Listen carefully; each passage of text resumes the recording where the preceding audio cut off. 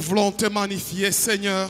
Tunapenda kukushangilia Bwana, Car en dehors de toi, nous n'avons point d'autre, Seigneur. kwa sababu nje yako tuna na mwingine Bwana. Tu es notre bouclier. Wewe unakuya nguzo letu, Tu es notre rocher. wewe unakuya mwamba wetu. Tu es celui qui nous a aimés d'un amour inestimable. Wewe ni wewe ulitupenda na mapendo hatuweza kuhesabia. Dieu de gloire, tu nous as donné ce que la machine ne peut pas produire. Bwana, ulitupatia ile mashina haiweza kutosha. Tu nous as donné ce que l'argent ne peut pas acheter, Seigneur. Ulitupatia ile fedha haiweze kuza. Tu nous as donné ce que personne ne peut nous donner, Seigneur. Ulitupatia ile hakuna mtu wowote ataweza kutupa. Le pouvoir d'être enfant de Dieu. Uwezo ya kuweza kuwa watoto wa Mungu. Nous étions dans la perdition, Seigneur. Sisi tulikuwa wapotevu Bwana. Nous étions errants ci et là, Seigneur. Tulikuwa wenye kutanganika. Dans ton amour, Père, Kwa mapendo yako Bwana, tu as mis fin à notre errance, uliweka Seigneur. mwisho kuile kuzunguka kwetu. Oh, tu nous as fait grâce, oh Père Na éternel, unatujalia neema Bwana wa d'être tes milele. serviteurs, Seigneur. Tukuye watumishi wako Bwana. Et ce soir encore, Na magharibi tena tu nous as ramenés en ce lieu, Père, unatuleta mali hapa Baba pour nous bénir. ili upate kutubariki. Reçois l'honneur, Pokea heshima, reçois la gloire, pokea utukufu, reçois la majesté, Seigneur, pokea enzi Bwana, parce que tu le mérites. kwa sababu wewe unastahili. Voilà pourquoi nous t'acclamons, Ndio kwa Seigneur. maana tunakushangilia Bwana. Nous proclamons ta seigneurie, Seigneur. Nous t'élevons, Seigneur. Le roi des rois, c'est toi. Mfalme wa Le wafalme Seigneur ni des wewe. seigneurs. Bwana ya mabwana. L'étoile brillante du matin, Seigneur. La lumière qui lit dans les ténèbres, Seigneur. Dieu de gloire. Bwana utukufu. Merci, Seigneur. Asante Bwana. Merci, le Dieu Tout-Puissant. Asante Bwana uwezo. Que la gloire revienne à lui et à lui seul. Amen. Amen. Honorable peuple de Dieu, Wenye heshima taifa la Bwana, je vous salue cet après-midi dans le nom merveilleux et glorieux de notre Seigneur et Sauveur Jésus-Christ. amen. Je suis dans la joie de me retrouver devant vous. Niko katika furaha kujikuta mbele yenu. Mais avant toute chose, permettez-moi de m'acquitter d'un devoir. Mbele ya maneno yote muniruhusu nipate kufanya mambo moja. Celui d'exprimer ma reconnaissance auprès de l'ange de cette église. Ile ya kuonesha matumaini yangu kwa malaika wa hii kanisa. Il m'a fait confiance Yeye alinitumaini et il m'a donné la chair. na alinipatia mimbali. Parce que la chair ne se donne pas à n'importe qui. Kwa sababu mimbali haipewi kwa mtu wowote. Voilà pourquoi j'exprime ma reconnaissance au pasteur Gérard. Ndio kwa maana natambua hiyo kwa mtumishi wa Mungu Pastor Gérard. Nous sommes vraiment ravis. Nakuya naheshimishwa. J'ai connu l'église à la présence de Dieu il y a longtemps. Mimi nilijua kanisa wepo wa Mungu kuna kwa wakati mrefu. Mais je ne m'imaginais pas que j'allais passer un jour pour prêcher. Lakini sikuzania kama siku moja nitapita njoo kuhubiri. Mais ce que je sais, Lakini ile najua c'est qu'en Dieu, il n'y a pas de hasard. mbele ya Mungu akukaleke tu mambo ya bure. Et il savait qu'en ces jours, on se retrouverait devant pour apporter notre pierre à l'édifice. Alijuaka kama siku moja tajikuta hapa mbele njoo kuleta jiwe kuima jengo. Je remercie aussi tous les pasteurs qui travaillent à côté de lui.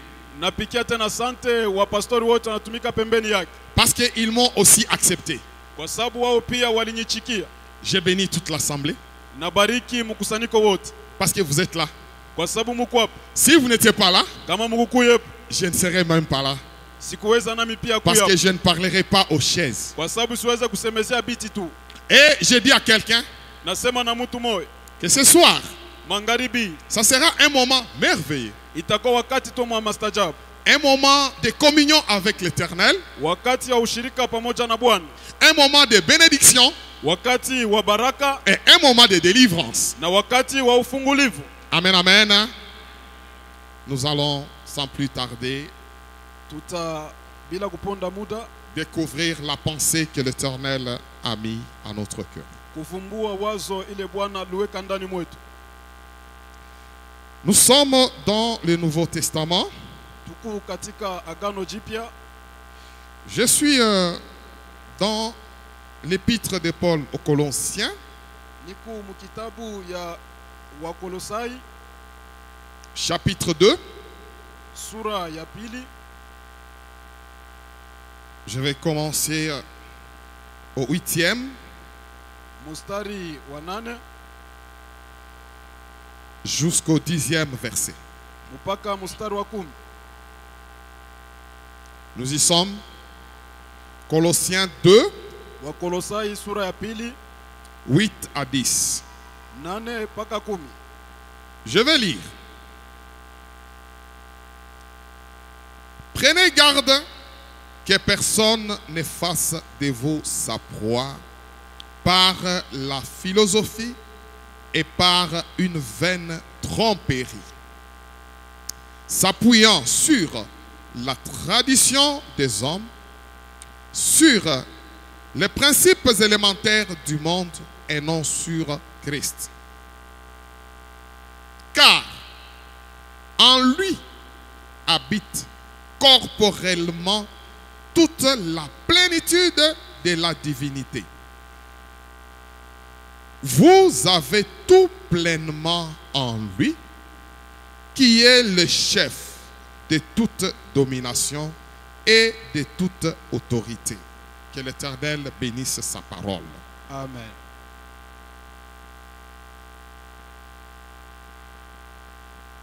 Bien-aimés, là, nous Wapendwa, sommes dans l'épître de Paul. hapa tuko katika kitabu ya Paulo. Paul a écrit cette épître Paulo dans des circonstances prescrites. aliandika hii barua kwa wakati moja hivi. C'était à un moment particulier Ilikuwa ni kwa wakati moja ya upekee. où il se trouvait en prison. Kule alikuta katika gereza. Paul est en prison. Paulo katika gereza, Il ne se fait pas la peine pour sa situation en tant que prisonnier, yeye asikunungunike kwa vile alikuya mkifungu, mais lakini il s'occupe de ceux qui sont restés. yeye alitazamia wale walibaki. Qu'est-ce qu'il avait amené Ni nini limupeleka à adresser cet avertissement au peuple de Colosse? apate kukebesha ange hii taifa ya Wakolosai? L'église de Colosse Kanisa ya Wakolosai a été lancée par les apôtres. ilianzishwa na wanafunzi. C'est une église qui avait une santé spirituelle qui réjouissait tous les apôtres. Ni kanisa ilikuwa na afya ya kiroho ya mzuri, ilifurahisha hata mitume. Et Paul aussi en était réjoui. Paulo naye pia alifurahikia, Parce que c'est une église qui était constituée de majorité de païens convertis au christianisme. kwa sababu kanisa ilijazwa na wapagano wale waliamini kwa Kristo. Hélas, à un moment, Lakini tuko wakati moja tout a changé. ilibadilika.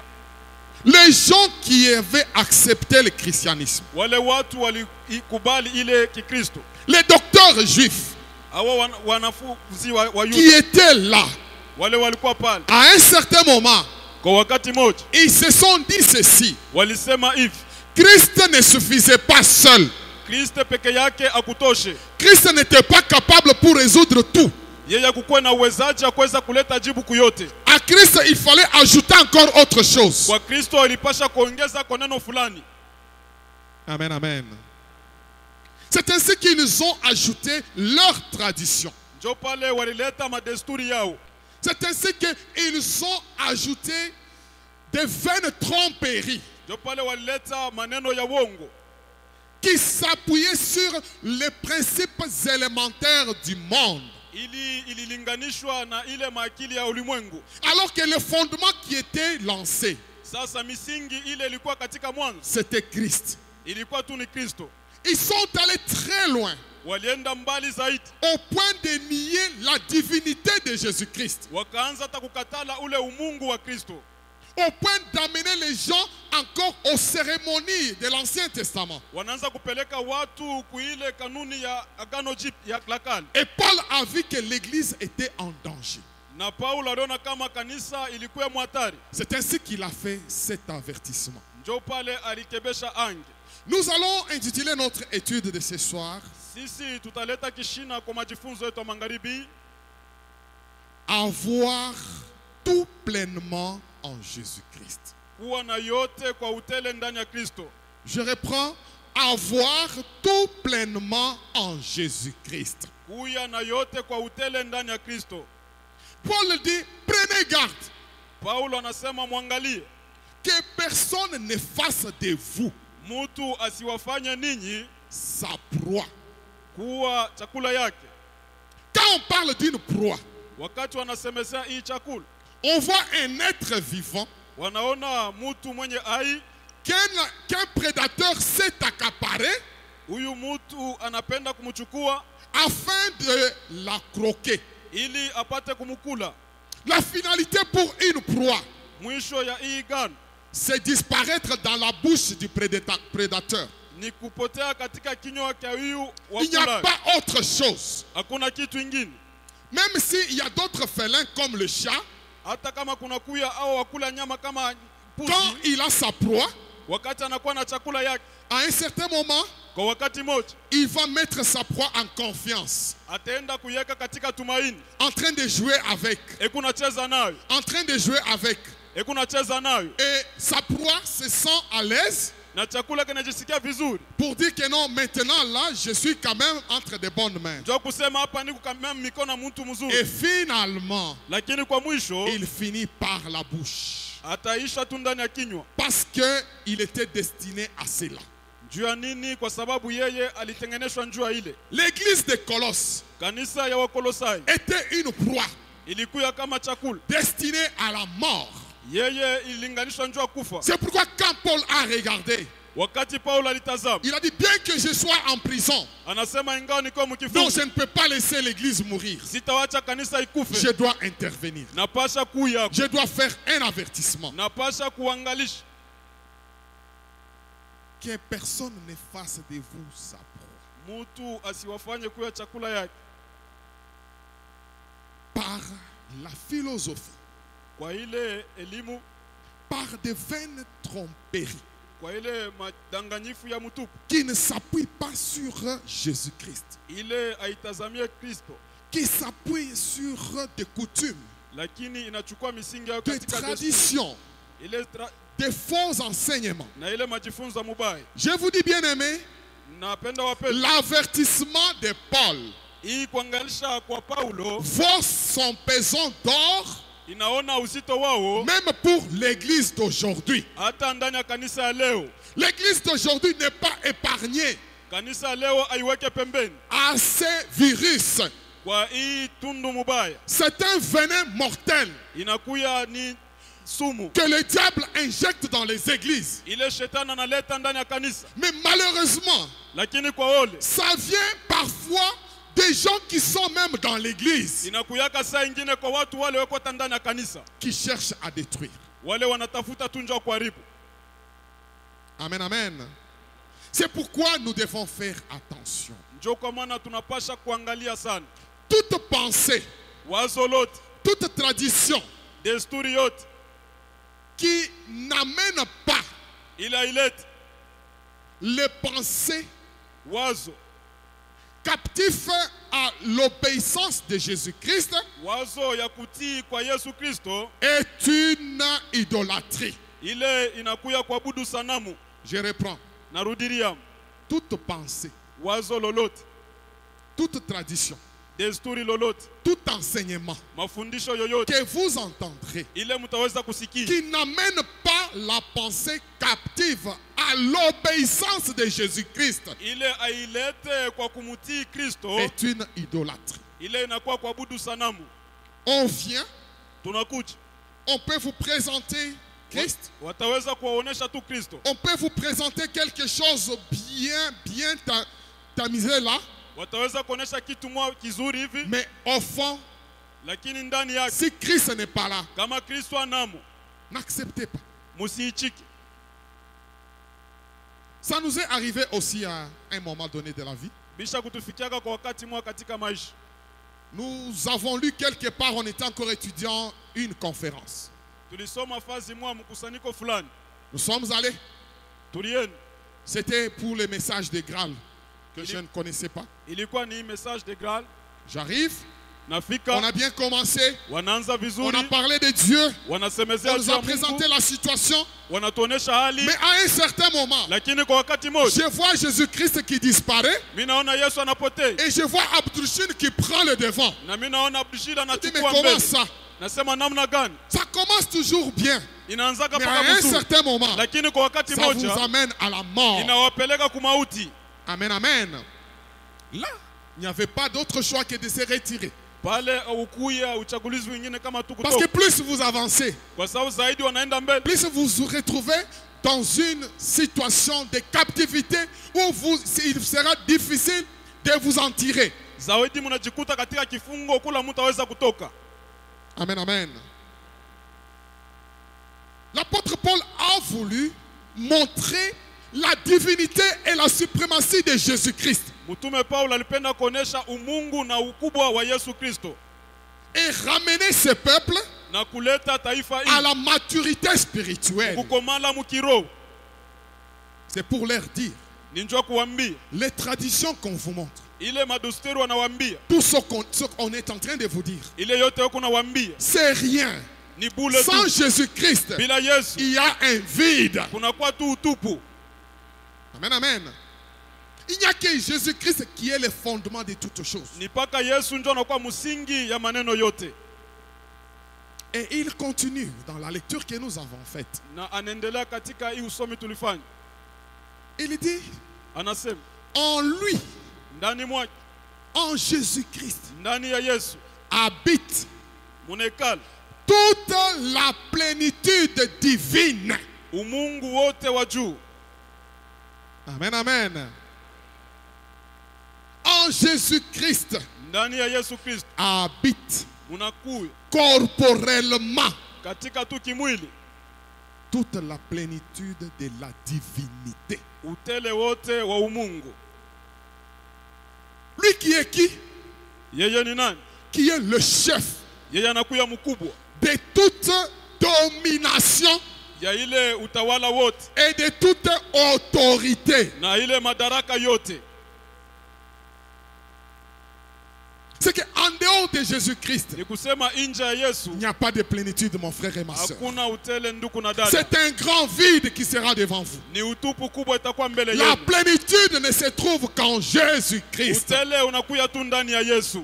En dehors de Jésus, Kutosha tu Yesu c'est la captivité démoniaque. inakuwa kifungo tu cha kidemona. C'est pourquoi l'apôtre Paul a dit, Ndio kwa maana mtume Paulo ce anawaambia, n'est pas moi qui vis, haina mimi mais naishi, c'est Christ qui vit en moi. lakini ni Kristo anaishi ndani mwangu.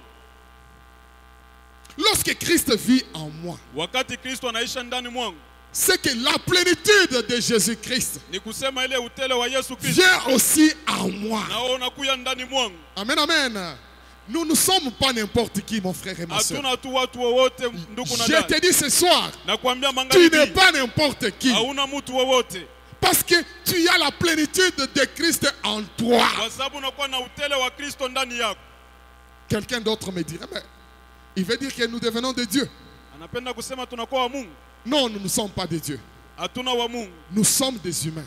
tuku watu Mais tu. les humains Lakini qui watu partagent la wanakuwa nature na de damu Christ. ile hali ya Kristo. Pourquoi? Juu ya nini? Parce que Christ, Kwa sababu il est Kristo la tête anakuwa du kichwa corps. ya mwili. Nous, hein, Sisi nous sommes les membres tunakuwa du wamemba corps. wa ile Nous sommes mwili, attachés à Jésus-Christ. tunaambatana na Kristo. Le sang de Christ Damu ya Kristo circule dans nos veines. Ce inazunguka ne sont ndani plus ya les miili. sangs de nos ancêtres. Haina tena Parce que madamu nous ya ngambo sommes yetu, morts, kwa sababu ensevelis tulikufa, avec Christ. tunashikwa na Et nous Kristo sommes ressuscités na pour tulifufuliwa marcher avec lui njoo kutembea en nouveauté pamoja de naye vie. mu maisha Et lorsque mpya. nous marchons, Na wakati c'est le plus tunatembea nous, hein, haina c'est lui sisi, qui marche en nous. lakini hein. ni yeye anatembea Et ndani sa mwetu plénitude na utele est aussi wake notre plénitude. inakuwa utele wetu. Oh Seigneur, nous ne sommes pas n'importe qui. Hatuna tu watu wa buli. C'est pourquoi Njoo kwa maana le psalmiste dit ceci mtunga zaburi anasema dans hivi, Psaume 82, Zaburi 5 à 6, je crois.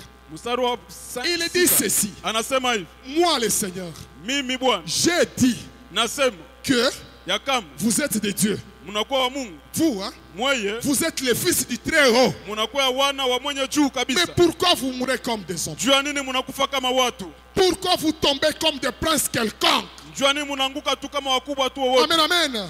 Amen. Tu meurs Unakufa comme les hommes.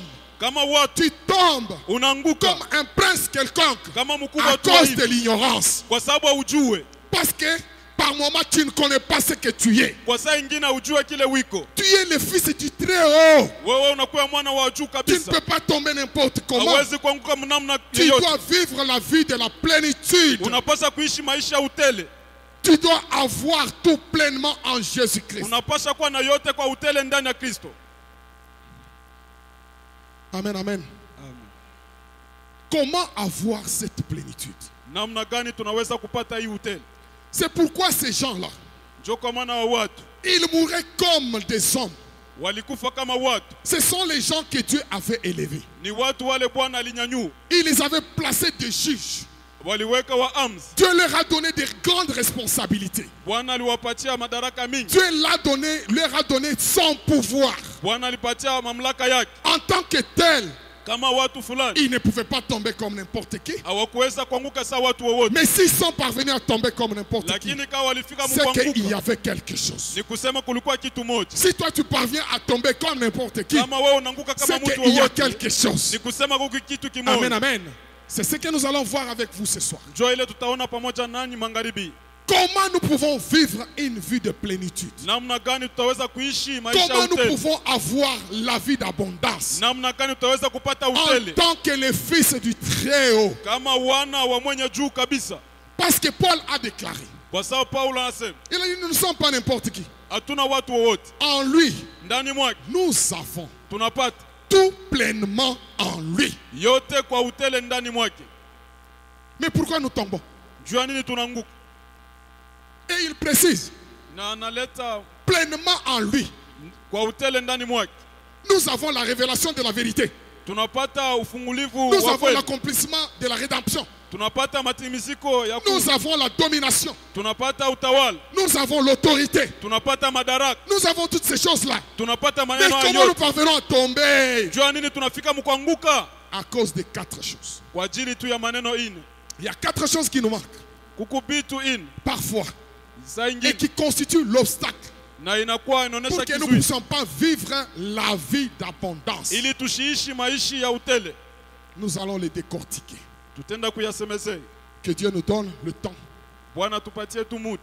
La première des choses, Kitu ya kwanza nous avons la décision de la foi. tunapata mipango ya mwisho. La deuxième chose, Kitu cha pili la fidélité. hii uaminifu. La troisième chose, Kitu cha tatu la consultation ou la prière. maombi. Et la quatrième chose, Na cha mwisho le témoignage. ile ushuda. Voilà les choses qui ont manqué Njo vile vitu vilikosa à ce prince kwa huu mkubwa. pour qu'il tombe comme n'importe qui. Njoo anguke kama mtu tu wa bule. Et là, Na hapa nous allons voir une petite illustration. tutaona kwa tu mfano moja hivi. C'est un récit d'une jeune femme, Ni hadithi ya mwanamke moja, mais un récit qui a une importance capitale dans la vie de tout chrétien. lakini hadithi inakuwa ya muhimu sana maisha ya Mkristo Parce qu'il nous révèle des révélations terribles. kwa sababu inatupatia ufunuo ya mastajabu. Et cette jeune dame, Na huyu binti elle a eu le privilège d'avoir même les noms d'un livre dans la Bible. alipata ako na bahati ya kuwa na jina ndani ya Biblia À cause de ce qu'elle a fait. kwa ajili ya ile alifanya. Elle est aussi un modèle pour nous ce soir. Anakuya mfano kwetu sisi magharibi. Vous allez deviner, il s'agit bel et bien de Ruth. Mutaona inatazamia tu njua Rita. Nous allons ouvrir nos livres dans nos Bibles dans les livres de Ruth. Tutafungula mabiblia katika kitabu ya Ruta, Ruth 2. Ruta sura ya pili. Je vais lire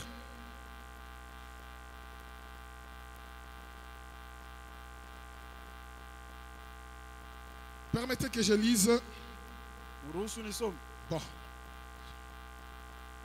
C'est un petit texte là. Ni maandiko tu On ne chache. sait pas prendre tout. On prend juste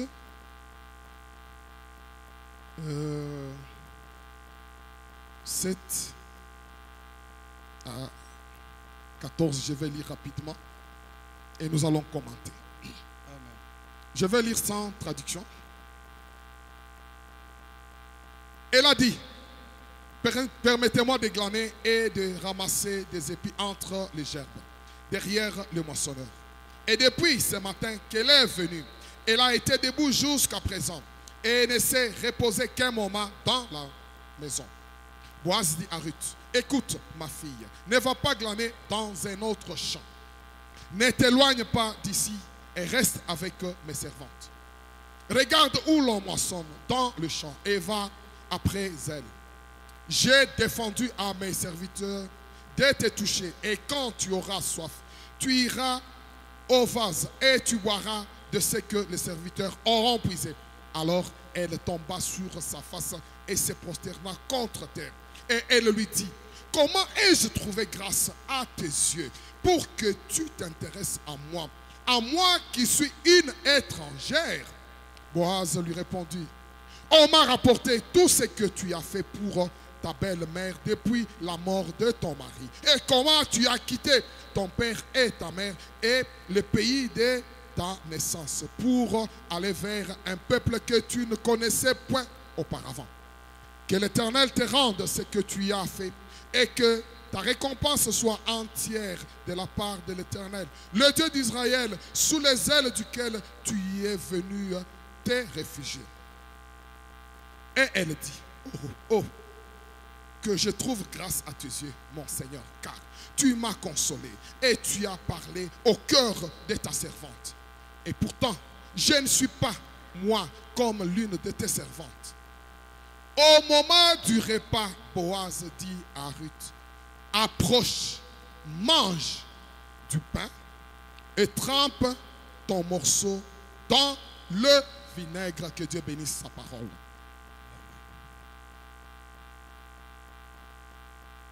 Vous êtes le lecteur de la Bible et vous connaissez toute l'histoire.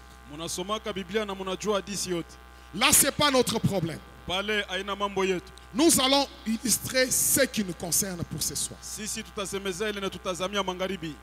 Il est vrai qu'il y avait une famille pieuse constituée d'Elimelech, sa femme Naomi, ses deux enfants. Ils se sont retrouvés à Moab. Elimelech est mort. Après lui, son fils est décédé. L'autre fils est décédé. Ils ont laissé derrière eux 3 veuves.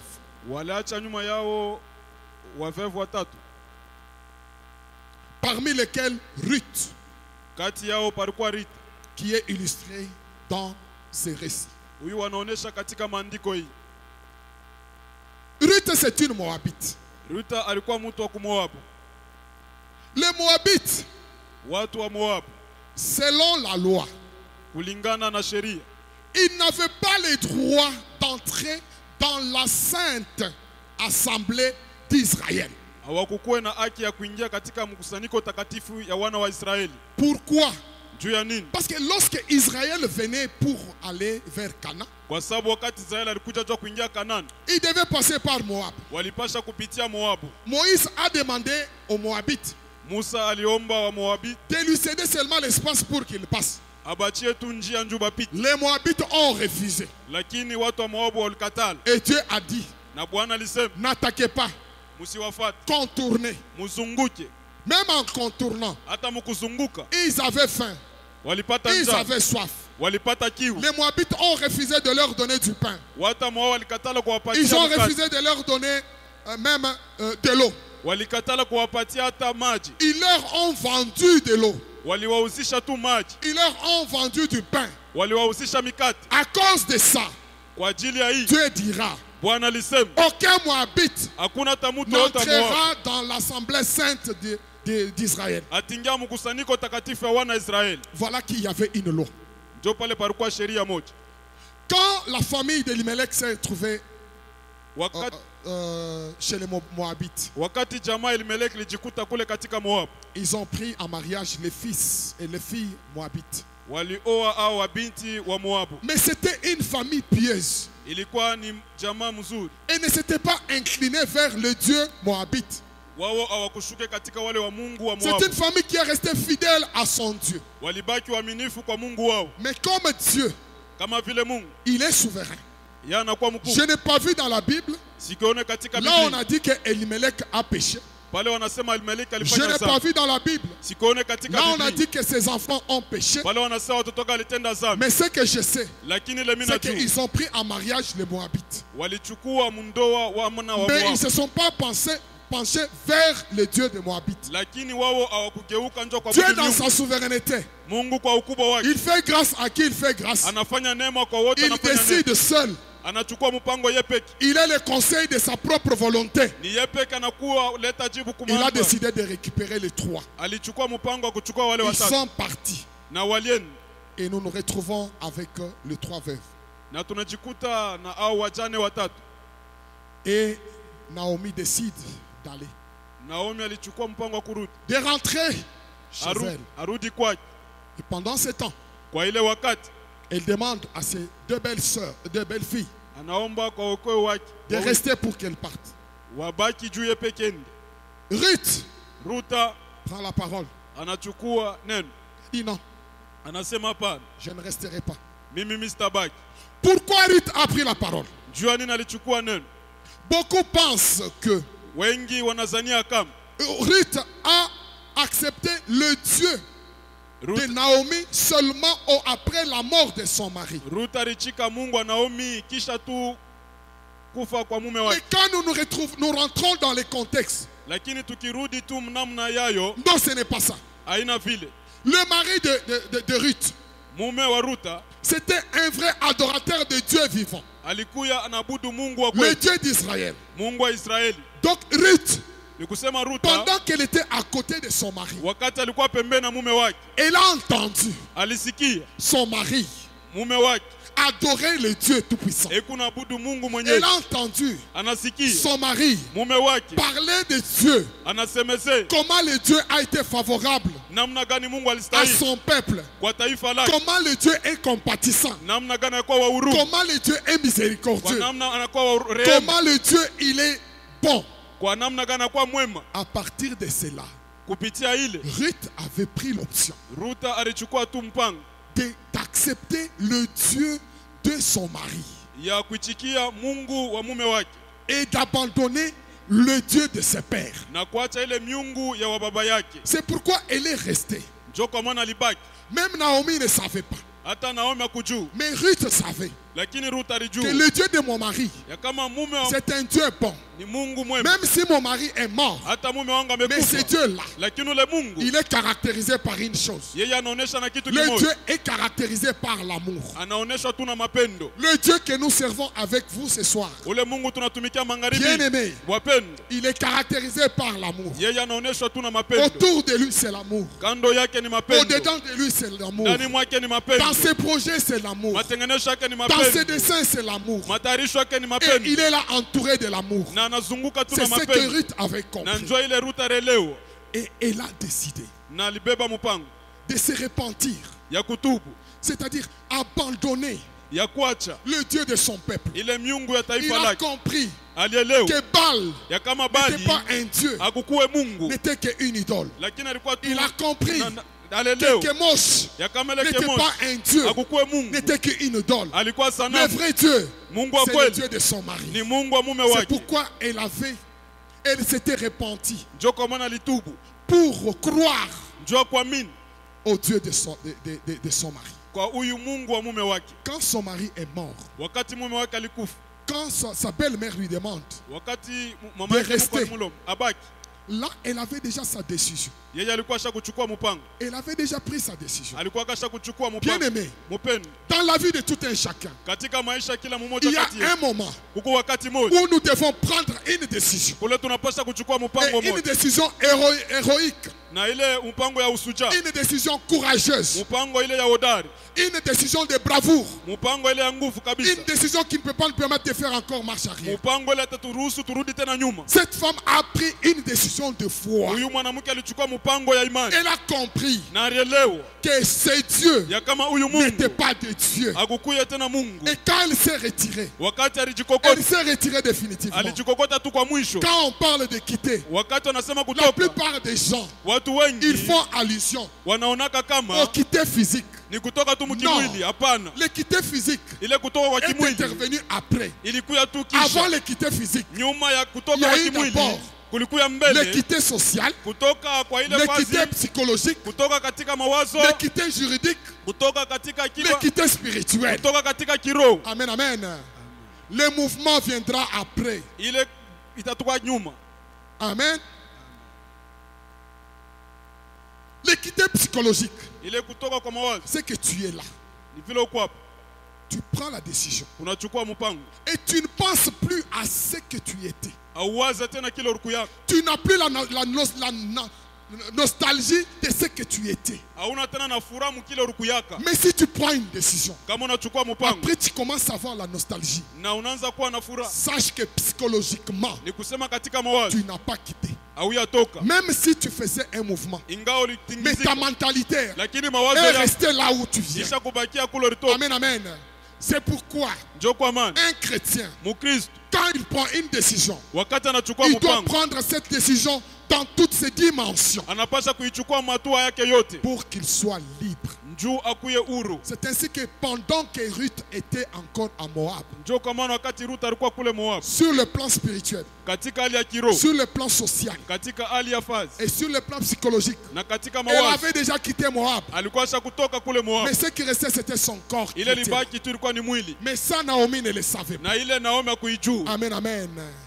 Il faut avoir le temps de prendre une décision héroïque dans notre vie. Tunapasha kuwa na wakati ya kuchukua ile mpango ya usuja ndani ya maisha yetu. C'est un grand handicap. Inakuya manunguniko On ne peut pas vivre la vie d'abondance de Dieu hatuwezi kuishi maisha utele ya Mungu si on n'a pas pris la décision de quitter. kama tu yachukua mpango wa kutoka. Amen, amen. Ces gens-là Wale watu qui ont dérangé l'église de Colosse, wale walizurusha kanisa wa Kolosai ce sont les gens qui ont pris la décision. ni watu wale walichukua Mais ils mpango, sont restés attachés lakini walibaki wenye sur le plan kuambatana spirituel. katika hali ya Ils kiroho. étaient restés attachés à leur tradition. Walikuwa washa kubaki wenye kulingana na Sur le plan madesturi yao. psychologique, Katika ils sont mawazo restés attachés à leur tradition. walilinganisha na madesturi yao, Et par voie de conséquence, na matokeo ils ont mené la vie de mélange. walienda kuleta maisha On mchangao, mélange le tout. wanachanga yote. Bien-aimé, Mupeni, la vie de mélange maisha ne mchanga t'amènera jamais à la vie d'abondance. haita kupeleka kama ku maisha hoteli. On est là, Uko hapo chrétiens, kama Mkristo venant à l'église. unakuwa ukanisa, Mais quand on se retrouve quelque part, lakini kama unajikuta la fasi vie fulani commune, maisha loin d'être chrétien, Inaku- semblable à un païen tout fait. inakupeleka unafananishwa na mpagano Comment tu wote. voulez-vous? Munapenda je? Vous avez déjà accepté Christ. Ushakumwichika Kristo? Comme madame m'a raconté une histoire de son ami. Kama vile mke wangu aliniambia Je hadithi moja. les ai vus en train, dans une vidéo, en train de toter là. Niliwaona wewe kunacheza mu video moja, Et elle est là, lakini huko pale dans son magasin. duka lake Il y a un morceau d'un disque païen kulikuya kamwimbo kama kawapakano kia napita, qu'on était en train de jouer. kanaanza kupita tu, Elle se tient au cœur. anajigusa Elle kumoyo, commence à interpréter. anaanza kuimba na ye. Madame lui dit, mais qu'est-ce que tu es en train de faire? Non, non. Mwambia unafanya nini? Cette chanson me rappelle beaucoup de choses. Hii mwimbo inanikumbusha maneno mengi. Tu n'as pas quitté. Hauyatoka. Comment veux-tu avoir une vie d'abondance? Namna gani utapata maisha C'est utele? vraiment difficile, mon frère et ma Ni soeur. nguvu sana ndugu na dada.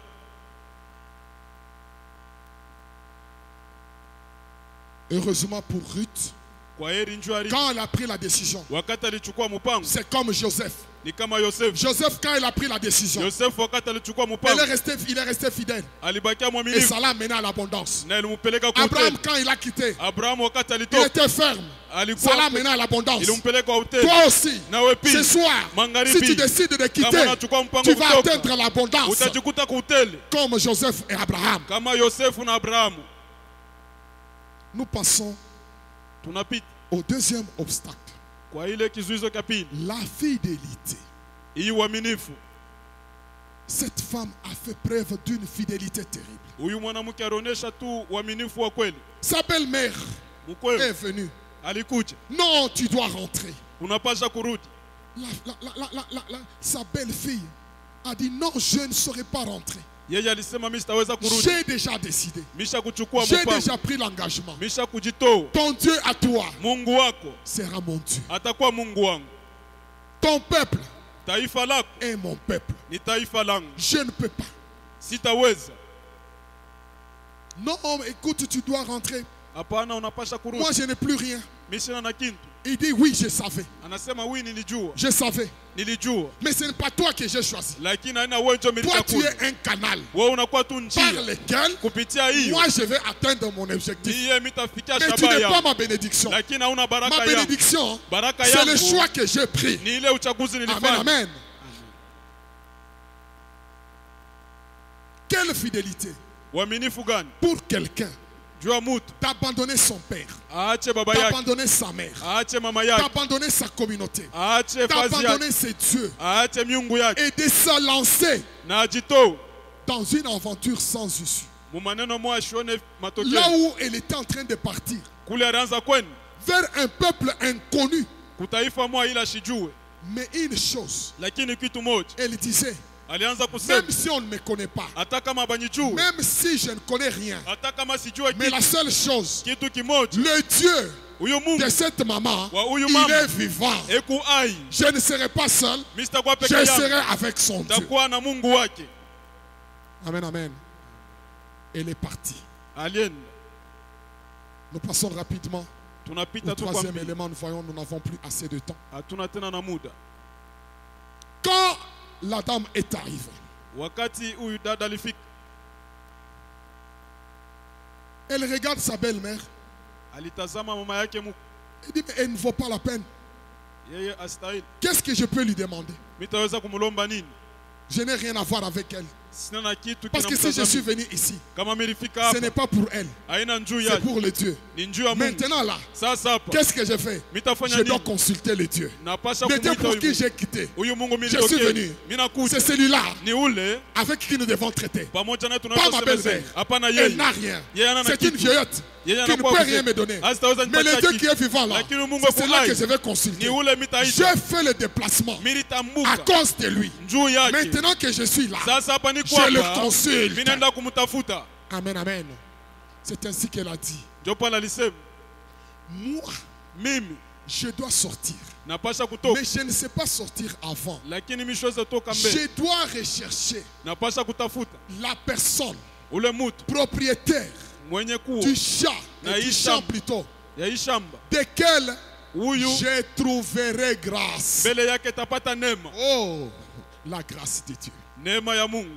Elle a recherché d'abord la grâce de Dieu avant d'entreprendre quoi que ce soit. Alitafuta neema ya Mungu mbele ya kwanza maneno yoyote. Tu veux marcher dans l'abondance. Unapenda kutembea katika hoteli, Voilà le secret. siri yoi, Troisième secret, siri ya tatu, recherche la grâce de Dieu en toutes choses. tafuta neema ya Mungu maneno yote, Même avant de sortir de la maison. hata mbele ya kutoka munyumba. Si tu veux mener la vie d'abondance, Kama unapenda kuingia recherche mhoteli, d'abord. tafuta mbele, Seigneur, Bwana, je sors. mimi natoka, Fais-moi grâce unifanyishie de me neema, retrouver dans une bonne voiture. nijikute kwa Fais-moi mgari grâce mzuri, de unifanyishie me neema, retrouver sur une bonne chemin. nijikute munjia Fais-moi mzuri, grâce unifanyishie de neema, rencontrer des gens qui doivent me bénir. nikutanisha na watu Fais-moi grâce watanibariki, de unifanyishie rencontrer neema, l'homme de ma vie. nikutane na mume wa Fais-moi maisha grâce. yangu, unifanyishie neema. C'est ça.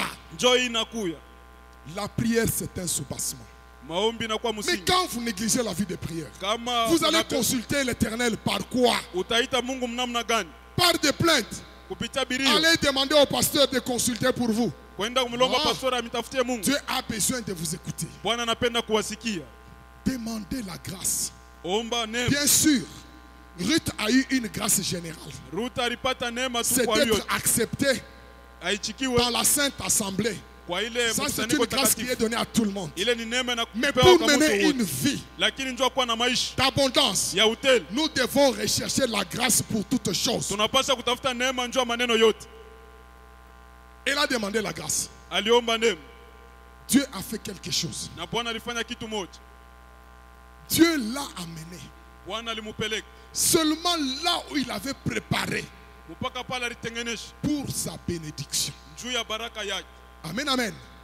Toi aussi, Nawe pia ta présence en ce lieu, uwepo wako ce n'est mahali pas hapa un fait de hasard. haina kwa bure Peut-être tu. tu te dis non, c'est parce que j'ai été invité par tel. Pengine unasema njoo balinyita kwa mtu C'est fulani. parce que non, ma mère m'avait dit c'est cela. Pengine mama yangu aliniambiaka hivi. Non, parce qu'on était là, on m'a parlé de l'église présence de Dieu qui est à Kinshasa, je suis venu ici. Njoo alinisemezea uwepo wa Mungu ilikuwa Je te dis ce soir, mimi nakwambia magharibi. ce n'est pas ça. Haina vile. Amen, amen. J'ouvre une parenthèse. Na fungula mkato. Philippe rencontre son frère. Filipo anakutanisha na ndugu yake. Il dit, écoute mon frère, Anasema sikia ndugu Viens. yangu, kuja. nous avons rencontré Tunakutanishana. celui que Moïse a écrit, Ule Musa arandika. celui dont les prophètes ont parlé. Ule wanabii walisemezei. Il dit qui? Nani? Jésus de Nazareth. Yesu wa Nazareti. Nathanaël le regarde, il dit, mais c'est pas possible. Na tena anasema iwezekani? Mais qu'est-ce qui peut sortir de bon de Nazareth? Nini ya mzuri taweza kutoka kule Nazareti? Philippe manque des arguments. Filipo anakosa maneno Il dit, mon kusema. frère, Anasema je ndugu, n'ai rien à te dire. mishana Mais kukwambia. ce que je peux te dire, Ile nitaweza viens kukwambia seulement kuya tu et vois. naone. Viens mon frère et Kuya vois. ndugu naone. Philippe arrive, Filipo anafika. désillusionné. Mwenye Quand il kugurusha. arrive, Wakati anafika, Christ le regarde. Kristo Il dit, anamtazama. oh, Anasema, voici Tazama, l'Israélite mtu wa Israeli en qui hein, ndani mwake il n'y a pas de fraude. hamuna wongo.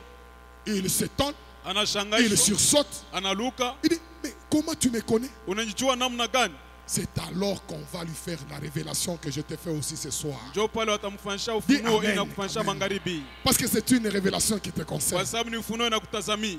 Il dit, Anasema, avant que Philippe ne t'appelle, avant Filipo akuite, pendant que tu étais sous les figuiers, wakati ulikuwa chini ya moi je mti, t'ai vu. mimi nilikuona. Et c'est moi qui ai utilisé Philippe Na mimi ndio nilitumia pour Filipo. t'amener. Ndio Je te kukuleta. dis, Nakwambia, pendant que tu hésitais, wakati je ne unaitwa sais pas au golf tel, kule ku golf c'est pas la pili, Katouba, kule ku Katuba, là-bas, kule, celui qui t'a amené là, Ule alikuleta Dieu hapa. t'avait déjà vu. Bwana alikuwa Il a ashakuona, utilisé na quelqu'un anatumia pour mtu t'amener en ndio ce lieu. kukuleta mali hapa. Et ce n'est pas pour rien qu'il t'a amené, Na ina kwa bula c'est pour alikuleta. te bénir. Ndio kukubariki. C'est ainsi que Ndio kwa Moïse dit à Obab, Musa anasema, Obab, Obab, viens avec nous. kuja Toi, pamoja tu nasi. connais la route. Unajua njia. Toi, tu connais la route. Wewe unajua Le njia. Dieu qui nous a amenés, Ule Mungu aliwaleta. qui nous conduit vers Canaan, Unatupeleka il Kanaani. nous a appelés pour nous bénir. Alituita ndio Viens kutubariki. aussi. Kuya nawe Nous voulons que pia. tu profites de la bénédiction. Tunapenda ushiriki Le Dieu qui baraka. nous a appelés, Ule Mungu alituita. toi et moi, Wewe en nami ce lieu, hapa. ne nous a pas appelés pour nous abandonner. Ashikutuite Le ndio Dieu atuache. nous a appelés pour nous bénir en Alituita ce ndio lieu. tubariki mali hapa. Amen, amen. Amen. Le temps est parti.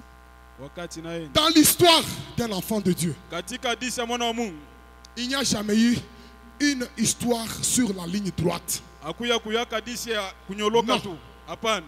Il y a toujours des séquences. Kuna kuyaka tu Dans vipande la vie de vipande. tout enfant de Dieu, il y a Maisha des yote ya séquences. mtoto wa Mungu vipande Et ces vipande. séquences-là, Ni ile c'est vipande. Dieu seul qui les gère. Ni Mungu tu anaitazamia. Il les place selon l'ordre qu'il veut. Anaiwekaka vile C'est anapenda. pourquoi vous avez vu beaucoup de séquences Ndio kama unaona dans vipande vya l'histoire de kuachana. Joseph. Mu maisha ya Il y a Yosefu. eu beaucoup de séquences Kulikuwa vipande dans vya l'histoire de kuachana. Ruth. Mu maisha ya Ruth. Et il y en a aussi beaucoup dans ton histoire. Na kuna kwa ya mingi Mais juu ce que hadithi je dois yako. te dire ce soir, Ile nakuwa kuambia magharibi. malgré les séquences, Ingawa ile vipande ce vipande. qui doit te réjouir ce soir, Ile takufurahisha c'est magharibi. Dieu qui préside à l'accomplissement de toutes Ni choses. Mungu tu anatawala njoo matimiziko kwa maneno yote. Amen, amen. Ça peut t'amener à gauche, Itaweza kupeleka ça t'amène à kushoto. droite. Kuume. Parfois fatigué, Zengine unachoka. on veut même abandonner. Wanapenda kukuacha. N'abandonne pas, Hapana kuacha. reste. Baki tu. Lui, hein, Yeah. il préside à Anatangulia. l'accomplissement Matimiziko. et il va accomplir. Na atatimiza. Il a accompli les désirs de Ruth. Alitimiza matayarisho ya Rita. Amen, amen. Ruth s'est retrouvée dans la moisson. Ruth alipata katika kuvuna. Ce n'est pas n'importe où. Haikuwa La fasi moisson de yoyote. qui? Kuvuna De wapi? Boaz. Mu mashamba ya Boazi. Ce n'est pas par hasard Haikuwa kwa qu'il y a bure. eu Boaz. Kulikuwa Ce Boazi. n'est pas par hasard Haikuwa kwa qu'elle bure. est arrivée là-bas seulement au moment de la moisson. Alifika kwa wakati tu ya mavuno. La moisson Mavuno a une très grande valeur devant Dieu. inakuwa na bei kubwa mbele C'est ya ainsi Mungu. que Njoo kwa maana dans Jean, katika Yohana Jésus dit à ses serviteurs, Yesu anasema na watumishi wake, il dit ceci, anasema hivi, ne dites pas musiseme qu'il y a encore 4 mois, kunakuwa tena ou miezi 5 mois, ou 6 mois. au miezi 6. Non, les champs ont déjà blanchi. Mashamba ishakuwa tayari. Celui qui moissonne Ule anavuna obtient quoi? Un salaire. anapata mshahara. Amen, amen. Celui qui moissonne obtient un salaire. ule anavuna anapata mshahara, Il ne se limite pas là-bas. asibakilie pale. En dehors du salaire que le moissonneur obtient, Nyuma ile mshahara wanapata, il amasse aussi les fruits pour l'éternité. anapata matunda njoo maisha milele. Donc celui qui moissonne a un double salaire. Ule anavuna anakuwa na mshahara mara Sur la mbili terre hapa et les duniani fruits pour l'éternité. hata njoo ya milele. Et la Bible nous dit, Na Biblia inatuambia lorsque une seule âme est gagnée, wakati nafsi moja tu il y inavuna, a une fête au ciel. unakuwa karamu kule Mais mbinguni. lorsque Dieu se réjouit, Wakati Mungu qu'est-ce que la anafurahi, Bible nous dit? Biblia inatuambia La joie de l'éternel, furaha c'est ya notre Bwana force. inakuwa nguvu yetu. La moisson a une Mavuno grande valeur. inakuwa na bei kubwa. C'est quand il s'est retrouvé là-bas, Wakati alijikuta pale, dans le champ de Boaz, je ne sais pas parler de Boaz, siwe kumsemezea njoo Boazi, mais il n'a pas croisé les bras. yeye asikufunge Dieu mikono. ne nous appelle pas pour croiser les bras, mon frère. Bwana asikutuite tufunge Dieu ne nous mikono. appelle pas pour chauffer les chaises. Bwana asikutuite tulete kifukutu Quand kwa nous sommes bichi. dans le champ de Dieu, Wakati tuko c'est mashamba pour ya travailler. Mungu, ni njoo Et kutumika. Ruth a compris ça. Na Ruth arelewa ile. Et s'est dit, je suis dans les champs. Anasema Je niko ne croise mshamba. pas les bras. Sitafunga Je mikono. dois travailler. Napasha Et kutumika. il s'est mis à Na travailler alianza kutumika au point d'impacter tout le monde. mpaka vile alishangaisha wote. Commençant par les serviteurs. Kwanza tu watumishi. Le dernier point, c'est le témoignage. Nukta mwisho ni À ushuhuda. partir de son travail, Kupitia elle kazi a eu yake, un témoignage. alipata ushuhuda De qui? ya Des nani? serviteurs. Ya watumishi. Est-ce que toi, Wewe le pasteur peut avoir un témoignage de toi? pastor anaweza kuwa na ushuhuda juu yako. Si le pasteur n'a pas un témoignage Kama de toi, pastor ana na tu ushuhuda es juu le yako, plus malheureux. unakuwa mwenye ole. Amen. Tu es le plus malheureux parce que Unakuwa tu mwenye n'es ole. pas important Kwa sababu hauna dans le wapei champ. katika shamba. Permettez-moi de le dire. Mniruhusu niseme, J'ai beaucoup regretté. milinungunika sana. Depuis que je suis arrivé ici, Tangia mais milifika ce n'est hapa, pas possible. haiwezekani. Une grande église comme ça, Kanisa kama hii, le dimanche, siku ya Mungu, quand on demande les visiteurs, wakati wanalomba un visiteur, mais c'est pas possible. mgeni tu Qu'est-ce moja, que nous faisons? ni nini tukunafanya? Mes frères, Wanduku na qu'est-ce dada, que nous faisons? tukunafanya Nous sommes nini? venus pour chauffer les chaises. Tulikuwa ndio uleta Non, mikuki bichi? on Hapana, nous a appelés pour la moisson. alituita njoo mavuno. C'est ce qui est important. Ni ile ku ya muhimu. Le premier dimanche, j'ai vu une personne. Siku ya kwanza naona L'autre mtu mmoja, dimanche, deux. ya Et pili jamais mawili, trois. Non, c'est pas possible. haiwezekani. Et nous prétendons à la vie abondante. Na Nous tunawaza maisha prétendons utele, à la plénitude. tunawaza Nous utele, n'aurons pas atteindre la plénitude avec ça. hatutapata utele pamoja na hii. Amen, amen. On nous a appelés dans la moisson. Le rite a compris. Katika mavuno Ruth Elle a alielewa. travaillé, elle a impacté tout le monde. Alitumika na kushangaisha wote. Je passe rapidement parce que nous sommes déjà à la fin. Mimi napita kwa sababu tunafika Il y mwisho. a beaucoup de choses que je devais dire, Kuko vitu vya mingi mais nilipenda kusema, l'Éternel me donnera le temps. lakini Bwana On atanipatia va muda. développer. Tutaisemezea. Amen. Amen. Mais là, je vous dis ceci. Lakini nawaambia hivi, Quand elle a accompli les 4 conditions, wakati arenesha une hii décision de makanuni foi, ya la mipango, fidélité, ya uaminifu, la consultation de l'Éternel ya kuita Bwana et le témoignage, na ushuda, Dieu a ouvert les portes. Bwana alimfungulia milango. Dieu a ouvert les portes. Bwana alimfungulia milango. Voilà ce qu'elle a bénéficié. Tazama ile alipata Une vie pleine, maisha ya utele. comme Paul l'a dit, Kama Paulo s'est anasema, retrouvée en Ruth. alijikuta ndani ya Ruta. Boaz dit ceci, Boaz anasema hivi, en écoutant les témoignages. ukusikia Il ushuda, dit, stop, anasema baki hapa. désormais, Hapa sasa j'ai ordonné mimi nileta à mes serviteurs kwa de watumishi ne wangu pas te toucher. washikugusa. Pourquoi? Juu ya nini? Elle était étrangère. Alikuwa mgeni, Elle ne connaissait pas les gens. asikujua Elle se watu, retrouvait dans un milieu inconnu. alijikuta fasi Tout asijua. pouvait lui arriver. Yote aliweza Mais Dieu mfikia, envoie les anges lakini Mungu pour sa anatuma malaika protection. njoo À kumulinda. cause de l'accomplissement de ces 4 Kwa conditions, ajili ya hii Dieu maneno peut hivi, envoyer les anges pour te Bwana protéger. atatuma malaika njoo Aucun kulinda. sorcier ne Hakuna t'atteindra. mulozi atakukuta. Amen, amen. Voilà le deuxième bénéfice. Njoo ile bei ya pili. Boaz dit, Boaz anasema, écoute, tazama, quand tu auras soif, wakati utakuwa na ne kiu, va pas ailleurs. hapana kwenda fasi Parce zingine, que kwa sababu Mes serviteurs watumishi iront puiser wataenda pour kushota, t'amener. njoo Et toi, kukuletea tu vas boire. na wewe Je utakunywa. te dis, à Nakwambia cause de ces 4 kwa conditions, ajili ya hii manuka la hii, bénédiction te suivra. baraka Tu n'iras pas itakufuata. chercher ailleurs. Hautaenda kutafuta fasi ingine. Oh, quelqu'un comprend. Mtu mwana leo, La bénédiction va te suivre. baraka itakufuata. Ruth était là. Ruth On alikuwa va pale, puiser l'eau. wanaenda On lui ushota amène. maji, banamuletee. Quand elle a entendu ça, wakati Et alisikia il s'est prosterné. anainama, Moi, mimi étrangère, mgeni, quelle faveur que j'ai reçue. neema gani mimi napata?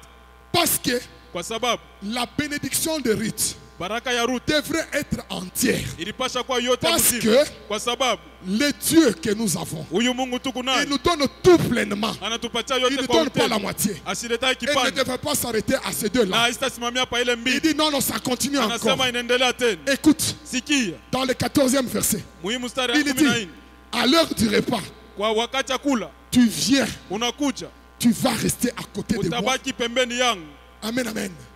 Je coupe le pain, mimi nakata je te mkate, donne, mimi tu nakupatia, trempes dans le vinaigre unaweka et mvinegre tu manges. na Je unakula. te dis ceci ce soir. Mimi nakwambia hivi C'est magharibi, l'accomplissement kwa ajili ya de ces matimiziko 4 conditions. ya hii maneno Tu hii vas te retrouver à la utajikuta table des grands, kule kitabu ya watu wakubwa, là où tu ne peux pas te retrouver kula Tu utaweza te retrouveras. à utajikuta cause de ces dieux. kwa ajili ya Ça ne huyu se Mungu. limite pas par là. Haibakire pale, Il regarde, anatazama, il dit lui-même anasema que la yeye récompense ya kama sera maripo entière. itakuwa yote, La récompense sera entière. maripo itakuwa Parce que yote, la récompense doit être entière. kwa sababu maripo Il itakuwa te reste yote. encore une chose. Anasema tena Quoi? kitu moja, Tu nini? n'as pas de mari. Hauna na mume, Tu es sans mari. hauna na mume, Et c'est moi qui te parle. ni mimi Moi nakusemeza, qui prie, mie qui naomba va te donner le mari. nitakupatia mume. Et Ruth a eu le mari. Na Ruth alipata Le mume, mari qui l'a placé dans la lignée de Jésus-Christ. mume alimweka munjia ya Yesu, Et la bénédiction de Ruth na baraka ya a Ruth été totale, ilikuwa yote,